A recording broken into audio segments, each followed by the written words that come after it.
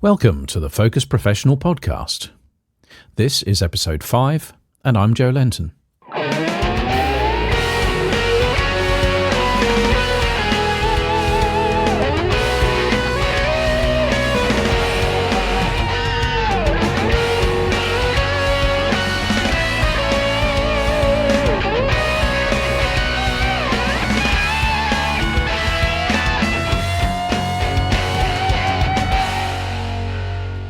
Welcome to the Focus Professional Podcast, and today we've got a special guest, Hanna Neret from Sweden, and we're very pleased to have her on today. She's a multi-award winning photographer. She's won many different trophies, especially known for her storytelling style. She is taught at the Societies of Photographers Convention, and in fact that's where we first met. Good to see you, Hanna. Good to be here. Thank you for inviting me. So you must have enjoyed the convention in London if you're still on speaking terms with us Brits. Yeah, it was fantastic. I mean, it was my third time there, and it's really turned into one of the highlights of the year, going to London and being there. Such a lovely bunch of people, you know. So yeah, had a great time. That's great. Yeah. Do you travel a lot then? I used to. I love traveling, but same as everyone else, there was a pandemic came in the way of that, I guess. Plus, I have two relatively young kids, so I haven't really traveled that much in recent years. But it's picking up now. I'm actually going to WPPI in a few weeks, and then later this year I'm going to Iceland. So I'm really looking forward to start exploring the world again. So presumably that's more of a holiday rather than to collect another trophy. Yes, no trophies to be found in Iceland, I think. Well, you never know. You never know. Yeah. What you find in a geyser? I don't know. Yeah, well, there's some interesting stuff going on there at the moment with all the eruptions that are happening. So, yeah, land of fire and ice, as they say. I hope the volcanoes calm down a bit for our trip. Yeah. Although I suppose it does heat the area up, and it's known for being a bit cold. But it's true. I am Swedish, though, so I mean, you're used to the cold. Yeah. So, did you find anything a bit odd then when you came to the UK for the first time? Was there anything that you had to sort of forgive us for and get used to?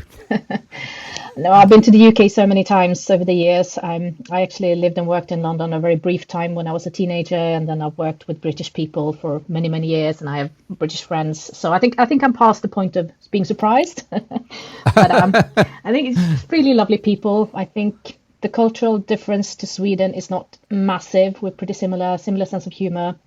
So I really like the British people. Really enjoy. Oh, that's great. Oh, you can come again. That's good. Oh, thank you. You've got quite a strong team from Sweden at the moment. You're picking up quite a few awards between you, and I noticed. And there's the World Photographic Cup where you're doing well in that also. Do you know the other photographers from Sweden well? Yes, by now I would say I do. I mean, we live in different parts of the country, so we may not meet that much in between awards, but we definitely stay in touch. And it's a really, really wonderful, friendly and supportive community around this. So I think we both cheer each other on, and we can be happy for each other's success. But I think one of the reasons that we have had this success in recent years is also that we have each other as competitors as well. We're friends, but we're also forcing each other to be better all the time. And I think that's a really healthy situation for all of us. It helps to keep you sharp, I suppose, doesn't it? Yeah. Yeah, definitely. Oh, that's good. It's nice to be able to share your success with others, though, I should think as well, when you've got people there to celebrate with. Oh, definitely. And I mean, if there's 5 of you in a team, then you have 5 times the number of potential wins to celebrate, right? So I'm really, really happy that we have this good, strong team going. And it's really, really wonderful, lovely people as well. So people I'm really happy for when they do well. That's great. Yeah. So do you find winning awards is a big motivation for you to do your photography? Yeah, it's not very noble, is it? You like winning stuff.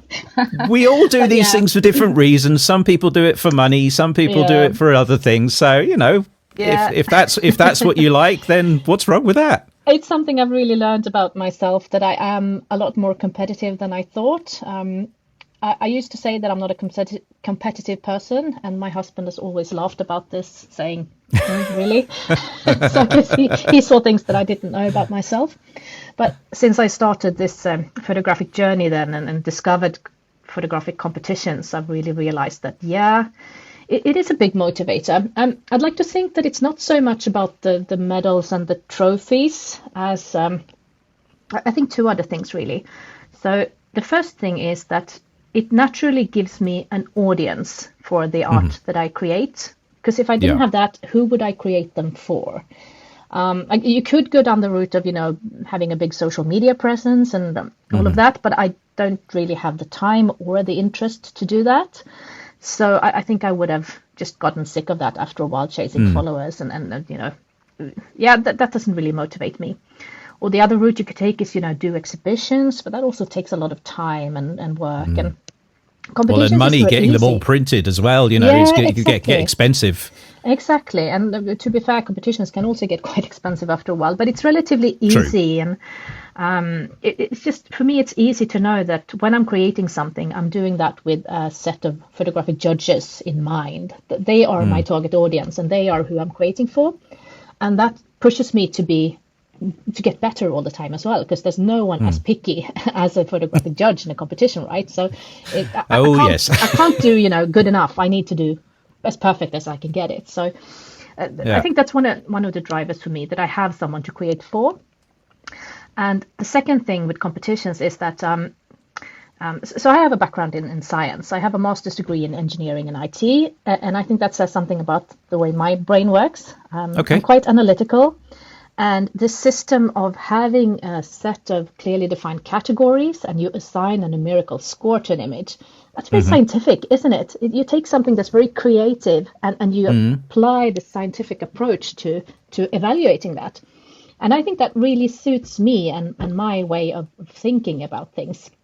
You get like a really clear confirmation, like this you did well and this could be improved, it's a very scientific approach to feedback, because in the creative industry, otherwise it can be quite fluffy. What's good and what's not? Why do people like this and not this? Yeah. So do you find you're starting to anticipate what judges are actually going to like better now? So you can look at your images and think, this is going to score well, this one not so much. Yeah, definitely. Yeah.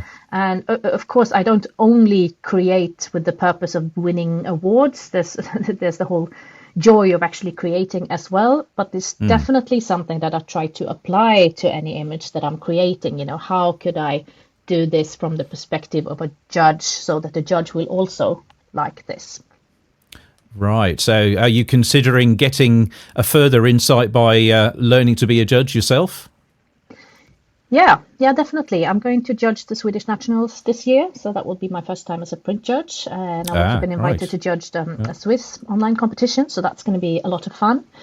I really look forward to that. I think I'm going to learn a lot about my own creative process in that. But I also think it's just really good to be able to give back to the community and, help other people grow. I'm really looking forward to that aspect, I think, most of all.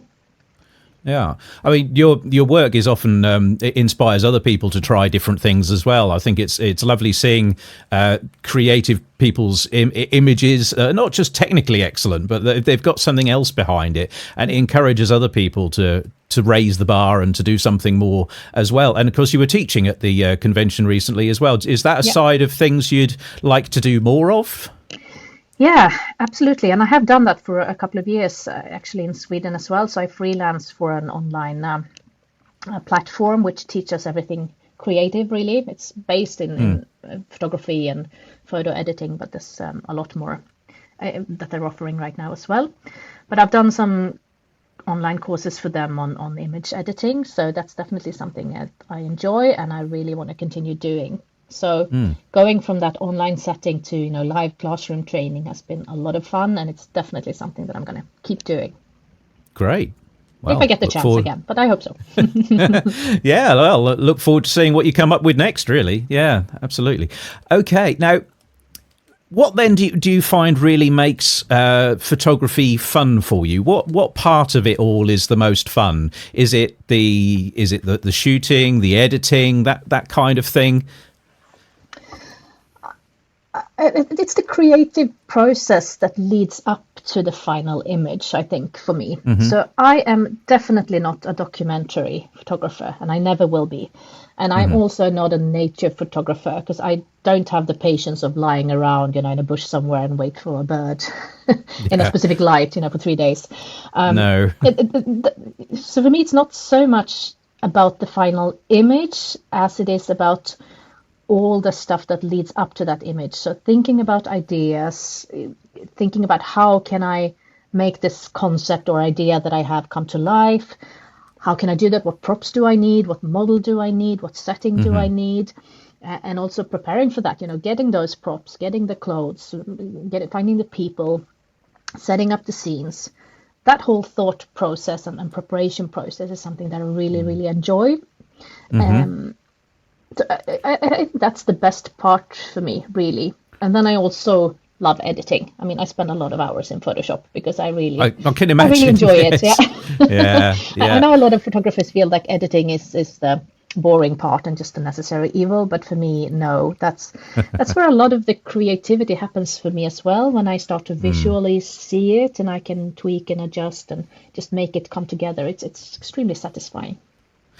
I think it's also a part of your style, because, I mean, for me as a product photographer, sometimes people just say, well, why don't you outsource your editing? Because a lot of it's just getting rid of any dust, any imperfections in things. And you think, well, that's not all it is. There are other things involved as well. It's the way in which I choose to use contrast and other elements within the edit that is actually a continuation of my style from how I lit it in the first place. So, it is...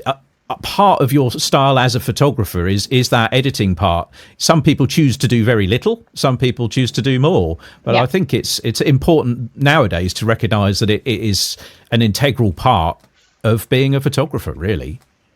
I 100% agree. I could never outsource that. I mean, that's the fun part, right? So even cleaning up dust, I don't mind. Yeah. Well, also, if you're going to do competitions, you kind of haven't got much choice. Exactly. You can't go outsourcing your edits for that sort of thing, can you? No. So, exactly. I mean, so you're enjoying this kind of like building up stories with your images. I mean, is that? Did you go into photography intending to do that, or did you start off trying all sorts of different things and eventually you came across this and you thought, yes, this is my thing?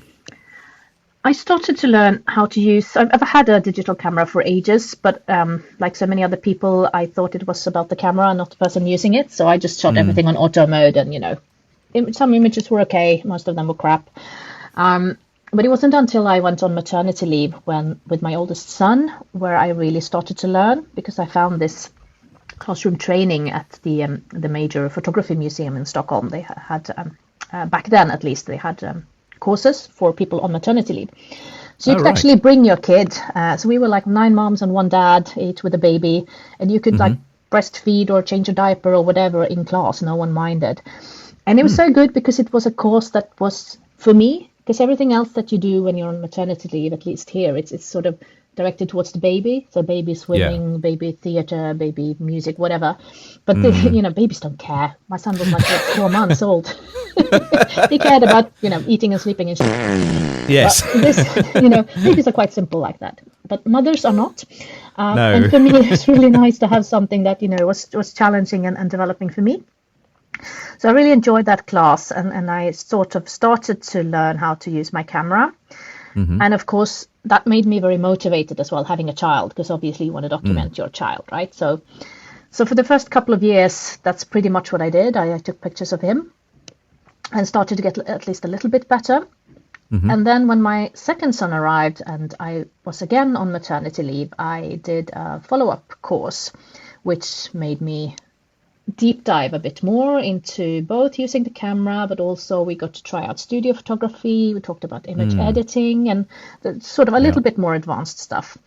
And that's when I really got hooked. That's when I understood like, this is what I'm meant to be doing.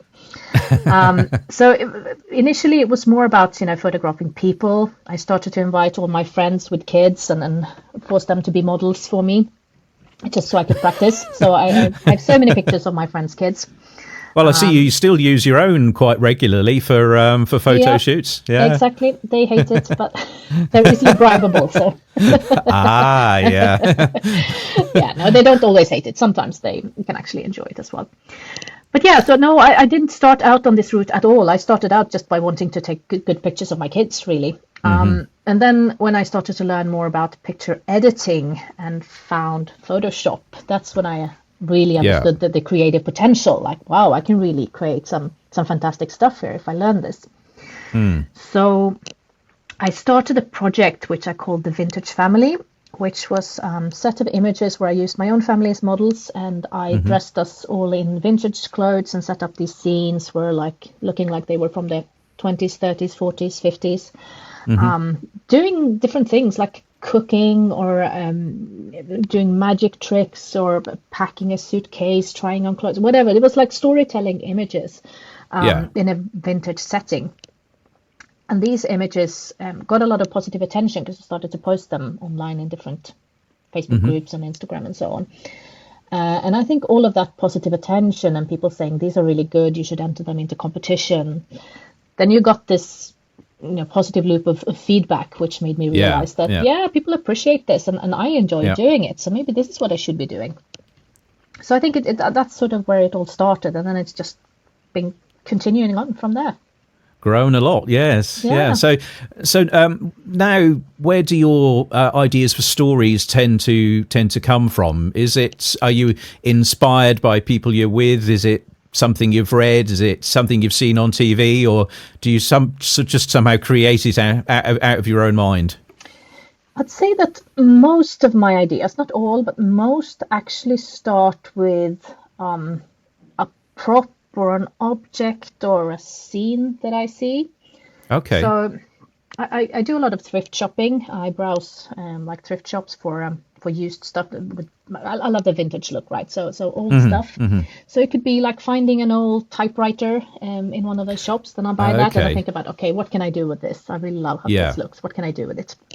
Or, walking past a bus stop. A bus stop is something that you could easily represent in an image, right? And there are people waiting normally. What are they waiting for? Could I do something with that? Can I explore that idea and make it into something bigger than just people waiting for a bus? Could they be waiting for changes in life or their dreams to come true or whatever?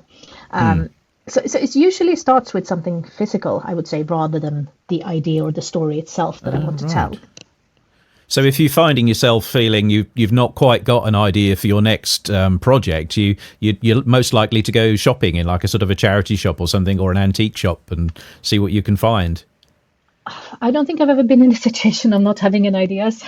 Really? Yeah, I have a list of probably, 70, 80 ideas on my phone that just keeps on growing. Have you bought all those items already? No, definitely not. Some of them I have. So for me, it's lack of ideas has never been a problem. Lack of time is the problem. I have so many of those ideas that I really want to realize, but I just don't have the time. So I guess I'll just start picking them off one by one, and then. But it's a never growing list. So yeah, I'm not too afraid that I will run out of ideas actually. You'll probably need a very big cupboard for your props as well as time goes by. Yeah, that's the problem. I have a lot of them already and nowhere to store them, so home's getting very cluttered. Yeah. So do you ever have times where you feel a bit demotivated with your photography, where it's hard to pick up the camera, or are you always looking forward to it? Oh, I definitely feel demotivated at times, and that is always when I have too much going on in the other aspects of life. So, I don't make my living as a photographer. I have another job that I do in a corporate job, 9-to-5 work. And that's the type of job that can usually, it can be done in 40 hours in a week, but not always. I definitely need to put in the extra hours every now and then. And, lots of stuff that I can't really leave behind when I leave the office either. So I feel that when that becomes intense, then obviously the amount of time that I have for photography is a lot smaller. And the same, if there's a lot going on with the kids or, too many social engagements. So that definitely sometimes make me feel like I don't even want to pick up my camera because I don't have the energy right now. But I'm also in a very privileged situation then, because I'm not dependent on my photography to pay my bills. Then I can simply not do photography for a while. And that has definitely happened. Like, okay, I'm stepping away for 2 months now and just letting life catch up with me. And then what's happened so far, at least, is always that I've been able to find my way back to that motivation once things are a bit more in balance in life in general. So just getting rid of some of the stress just helps you to discover your motivation then. Definitely. Yeah, definitely. Yeah. Okay. Yeah, that's interesting, because I suppose, most of my work tends to be stuff that I'm doing for somebody else that they've commissioned, and therefore can be quite restrictive in what they want. For someone like me that actually quite likes being creative and occasionally entering competitions, I can very rarely do so, because most people want pictures of things on a white background, which is... No, it's for a competition. It's useless. It doesn't matter how good the product is. No one wants to see like an e-commerce image at a competition. So, I find a lot of the time I have to create my own personal projects and find the extra energy for those. Otherwise, it can just get quite tiring, just keep plodding doing that in order to make a living. So for you, it's a little bit more of a conscious choice then, and you can do creatively what you feel like. I mean, do you think then that you would rather not switch to earning fully from photography? Do you think that kind of pressure would actually be a negative for you with your creativity? Definitely. I am in a very privileged situation right now that I have this job that I really like. I have no desire to leave what I do for a living. I really enjoy that. So it's, of course, really great to have that and also be able to do photography on the side. So people keep asking me, when are you going to become a full-time photographer? And the answer to that is just never. It's not going to happen. I do a little bit of shooting for clients. I do family outdoor sessions for clients, which is very different from my creative work, because there's hardly any editing in that. It's more like being in the moment, trying to get those kids to do what I want, which is a challenge in itself, and one that I really enjoy. I like working with kids. And that sort of gives me a little bit of an income that can cover the photography related costs, and again, teaching and so on. So there's a commercial side to it. But then what I do for competitions, that is 100% personal projects. No one is paying me for that. It's just me. And what you were saying about people wanting things on a white background. I don't want anyone else to dictate what I spend all those hours on. I want to do it the way I want to do it, right? So that time is sort of holy for me. And I wouldn't want to do that type of work for anyone else. Yeah, I mean, some of your sort of illustrative images is sort of like, you could almost think, well, that could work well in the advertising industry, but it is so prescriptive. You've got art directors, you've got all these layers of people that have to say yes or no, and they'll come back to you and say, we want this changed, we want that changed, and that's not for everybody. Some people find it very difficult to have other people having that kind of input with their work. Definitely. And I think for me, I've always been rather independent and wanted to do things my own way. And here I really have the chance to do that. Sometimes to the extreme, I wish I was a bit more collaborative sometimes in my image creation. That's something I think I want to try and develop, bounce my ideas off other photographers or get feedback, outside of competitions and so on. So I think maybe I'm a bit to the extreme sometimes. It would be good to have someone else's opinion to work by as well sometimes. Yeah, I mean, one thing that things like the societies of photographers and others offer is that kind of mentoring along the way, especially to produce like panels of images. You can do it just to develop your style. It doesn't always have to be for qualifications and all that. But is that something you think you'll benefit from? Or is that something you think you'll find it quite hard because you'll be a bit protective of what you've made? No, I've done the mentoring program. I've had 2 sets of images, I think, through that, and I've gotten some really, really fantastic feedback on that. So thanks, Christina Lauder, for that. She's been a great mentor. So no, that's been super useful, and that's also, one of the reasons why I've really understood that. This is probably a good thing and something that I should do more. So, are you a keen learner then? Do you read a lot? I used to. These days, with life being so so busy. Very little, unfortunately, but I wish I did more. But I used to love books. I used to be a reader like 100% of the time when I was a kid, walking into doorstops, just holding a book and reading while walking. So with all that you're doing at the moment, do you have goals ahead of you? Are you somebody who likes to plan ahead and aim for particular things, or would you prefer to just allow your photography to sort of float along a bit more? I guess I am normally a planner, but when it comes to my photography, it's really important for me that I allow it to be passion driven and not performance driven. So for that reason, I'm choosing to not set up any goals. I'd rather keep it just floating along and then do whatever I feel like in the moment. That being said, I have signed up now to do a qualification panel next year at the convention. So that's something that I'll need to work towards. Yes, that's going to be fun, but hard work, I guess. But I try to stay away from things like I definitely don't want to grow my business because I don't have the time for that. So there's nothing there. And of course, I want to keep developing and getting even better at what I do. But I also don't have any time pressure or sort of set criteria for that. It's just an ongoing journey that I really enjoy the journey itself and not focus too much on the end station, so to speak.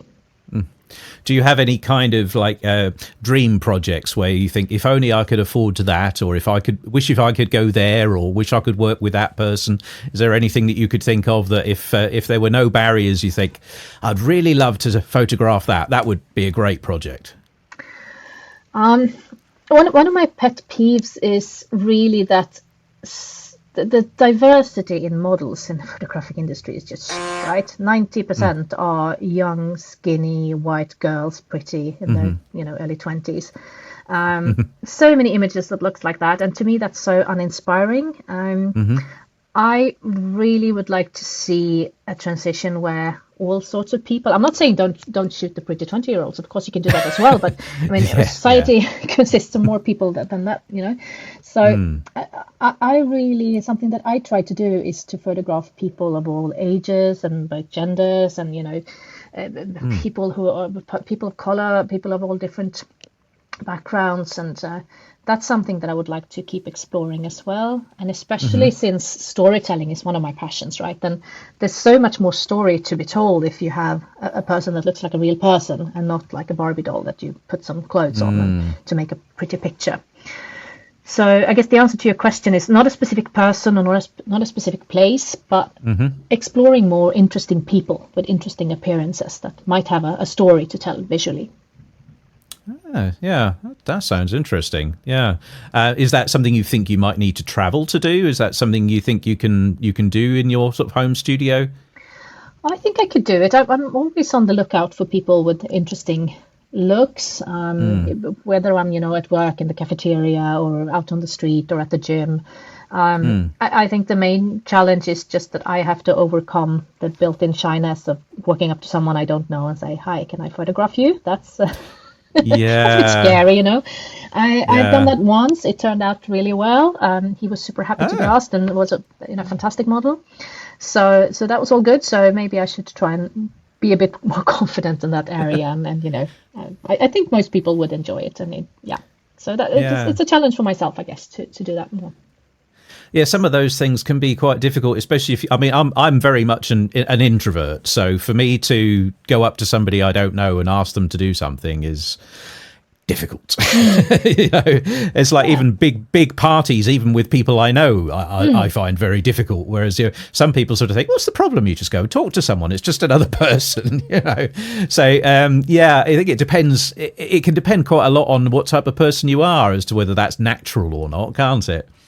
Definitely. And I mean, I'm not a shy person as such, but it's also, I guess, a very cultural thing in Sweden. We are quite scared to talk to strangers. It's something that we're known for internationally. Making small talk with strangers is not our strength. So it's also not just about me, but also about how will the other person think? What would the other person think if I come up to them? Will they be scared? Will they be uncomfortable? Yeah. Do you think then that with your storytelling with people like that, I mean, it sounds as though, that idea to bring more diversity into portraits and so on, that sounds as though you could risk going into images becoming a little bit sort of political and all that. Is that something you would happily do, or would you be careful and reluctant to do that? I don't think it's political just to want to represent people of, more skin tones and races and whatnot. I don't think it has to be political. And no, I don't think I'm going down the political route. That doesn't really interest me as much. I guess it depends on what you define as political as well. I have no problem with taking a stance against, racism or homophobia or sexism. I don't see that as political. I see that as just, being a decent human being. So I guess it depends on where you draw the line. But if we're talking party politics, then no, I'm not that interested. Oh, no. I think, but it's more that kind of a message which has perhaps got a challenge for parts of society, really. That's probably more what I mean. Not aligning yourself with anybody in particular, but sort of thinking that with your images, I mean, there was one that you had in the convention where, a lot of the time people sort of think, well, images are there to create a lot of the positive emotions or to get you interested. But we had one in there with a lady leaning against this hourglass with all this sort of symbolism around her that actually brought a lot of people close to tears. It's a challenging kind of an image, a sort of topic that perhaps is not commonly spoken about. So it seems as though you do quite like to bring a little bit of a challenge to your viewer by, showing them something that perhaps they're not used to seeing. Yeah, that's something that I've sort of discovered along the way, I guess, because that image is about infertility and the struggles and that many, especially women, face with, getting older and feeling that you're running out of time. That's the title of the image, Running Out of Time. And everyone else is having babies, and posting on social media, and you have this sort of social pressure as well of becoming a mom. And for me, that topic is close to heart, not because I've experienced it myself, but because I have quite a lot of friends who have. So it's something that I think, for me, is not something that people don't speak of, because we speak of it quite openly, and I know so many people who have struggled with this. Yeah. And that might be a cultural thing as well, but I think for me the positive feedback that I have gotten around doing that kind of images that make people a little bit uncomfortable, maybe because it's heavier feelings, it's not just happy and cute. There's been a lot of people reaching out both about that image and other images, saying that this really moved me. Thank you for bringing attention to this sensitive topic. So it's obvious that it means a lot for people if you dare to go a little bit outside, just creating pretty pictures and happy pictures. Absolutely. Yeah. I mean, you tell a story so powerfully and simply with an image. You often have actually quite few props, really, when you consider how complicated some scenes can end up being. You can look at some of the classical painters and some of the scenes can be incredibly busy. There's a lot going on there. But you seem to find ways of telling a story quite concisely. You seem to pick quite key items that represent something important for the story, so you don't need an awful lot. I mean, how difficult is that? Do you find that you actually have to weed out things so you get it simple, or are you somebody who naturally starts from a very simple place and only adds in what's necessary? I think the latter, because I tend to build my scenes from nothing. It's not like I have a room full of things and I shoot in there and then I have to take things away. Since most of my images are composites, then of course the more things I add, the more work it means for me, right? So there's a natural carrot dangling in front of me, for not adding too many things. And I also live by the rule that in a storytelling image, everything that's visible in the frame should add to the story. If it doesn't add to the story, don't put it there, because it's just going to be confusing for the viewer.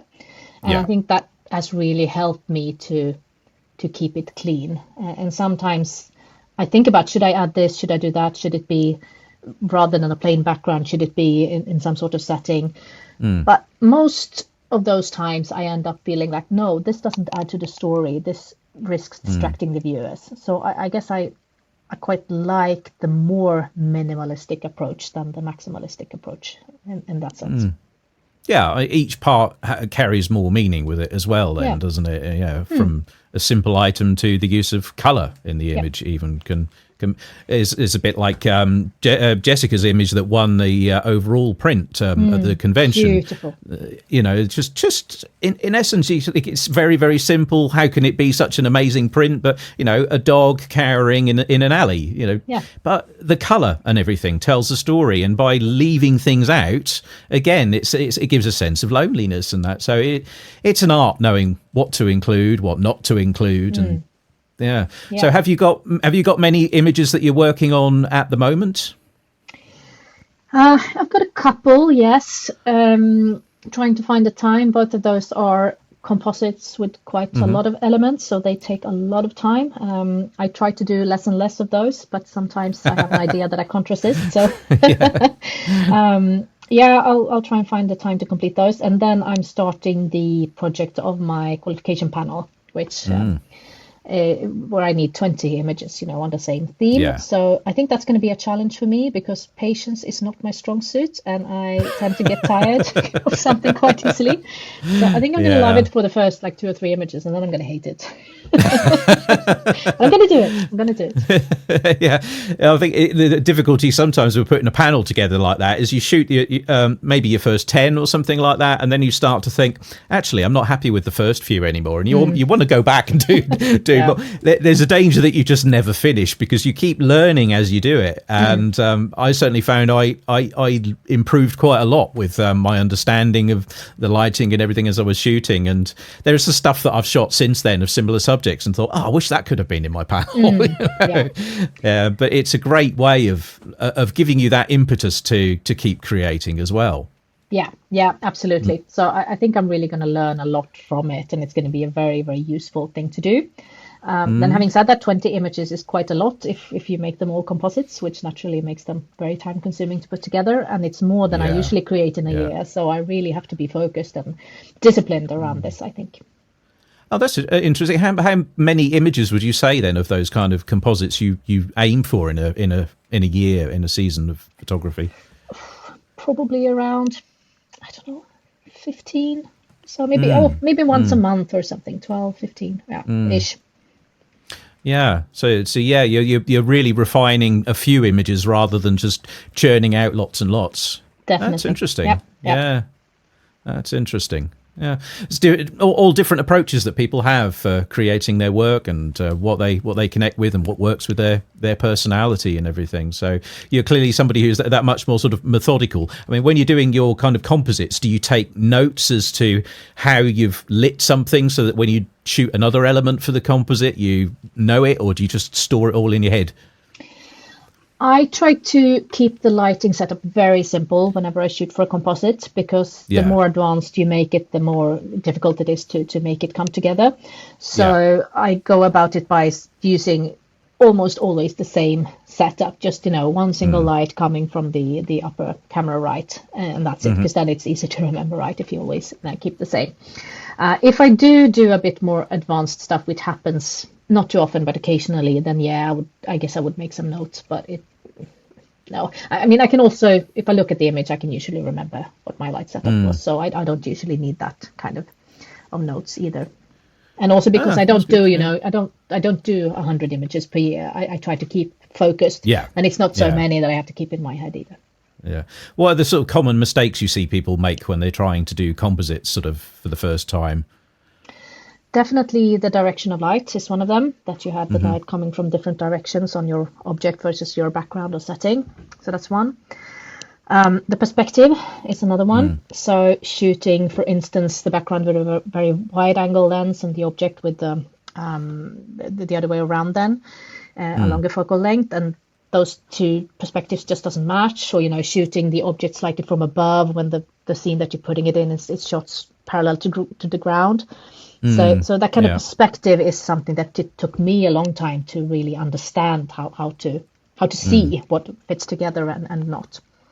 And the third one would be the depth of field. So aligning the depth of field of the different objects that you have, so that the focus plane is the same for all of them relative to your camera then. Yeah, there's a lot to bear in mind when you start going through it like that. You just realise just how many elements go into making a composite image, really. Yeah, Definitely. And I think all those three things are things that you really need to think about when you shoot, because it's really hard to fix in post. I mean, of course, Yes. you can dodge and burn if you have the direction of light, slightly off. But if you're doing it completely wrong, then it's going to be really, really difficult to do something about it. I mean, if the color balance, if the white balance is off, then you can always fix that in post. That's relatively easy, right? If you want to change the overall color scheme, the noise level or whatever. But there are things that you really need to get right in camera. Oh, absolutely. Yeah, I've seen some interesting attempts along the way, and I've tried it occasionally myself, and it can be, yeah. You look at it, and there's part of when we first grow into it, you look at it and think, it just looks a little bit strange. I'm not quite sure what it is. And then you start to realise what you need to do with that. I've used a little bit of CGI sometimes to create backgrounds. And that can work quite well, because you can actually set up a camera in there with exactly the same settings as your camera that's taking the product shot. So that works quite nicely. I mean, do you have you explored anything like CGI? And that's obviously slightly different to AI, which you definitely can't use in competitions. But are you interested in those, becoming from a scientific background? Is it something that sparks your interest, or is it just, well, it's a tool and I can't use it for competitions anyway? I tried it a little bit when I was at university, but no, it's never really appealed to me. And again, then no, I can't use it in competitions anyway, so it's not. Yeah. No, it doesn't really do it for me, I think. I have some images where I've actually done drawings myself, like hand-drawn illustrations, and merged them with my image. And that appeals to me a lot more than creating something virtually. But then it's usually a combination. It's not CGI, but, taking something that I've drawn and refining that in Photoshop. So there are elements that aren't 100% photographic as such, but not CGI. And when it comes to AI, that's of course a super exciting and interesting development happening. I mean, the text to image things that we see now, for me, going back to what I enjoy about photography, it's the creative process, right? So AI for me is just skipping all the fun parts and getting to a result that has nothing to do with what I have in my head anyway, because no matter how good I get at prompting, it's not going to look like what's in here. So AI doesn't fulfill any needs for me creatively. I can definitely see the use cases in my other job, in my corporate job. That's a fantastic opportunity, but for my creative satisfaction, AI is not very interesting. What I am hoping for, and what I'm sure we will see within the very short future or near future, is AI tools making compositing easier. Because there's still a lot of hours that go into getting a composite scene to look right. And if AI can help with that, then I'm super happy. It could still be my images, it could still be my vision, but just speeding up the process, that would be good, I think. I'm always a kind of hopeful with each release of Photoshop that the selection tools will have got that little bit better, because, the number of times where you go around something with the pen tool and you think, exactly. Another. It's not the exciting part of the edit. It's the bit where you stick some music on in the background and you just click and get on with it. Each time I keep hoping, and people say, oh, look what it can do now. And then I take it into my applications and say, like when I've been doing jewelry and you get like a chain or something and you go, okay, cut all the holes out on the chain. And it goes, nah, I can't do that. You think, come on, do something useful. To be fair, it is getting better and better, but I agree with you. It's not all the way yet. There is definitely still improvement potential. So, yeah. Yeah, and I don't want to give it the creative stuff. I want it to do the boring bits for me. That's what the computer's for. Yeah, that's a good way of phrasing it. Yeah, exactly. When it can do the boring bits, then I'm happy to use AI. Yeah, brilliant. Okay, well, thank you very much for talking to us today, Hanna. It's been really great having you on the podcast, and we should look out for results coming out in the future. See how you're doing. And I'm sure there'll be plenty more exciting images to see in the future photography competitions. So thank you very much for coming on. It's been a real pleasure. Thanks for having me. It's great talking to you. And thank you all for listening. This is the Focus Professional Podcast.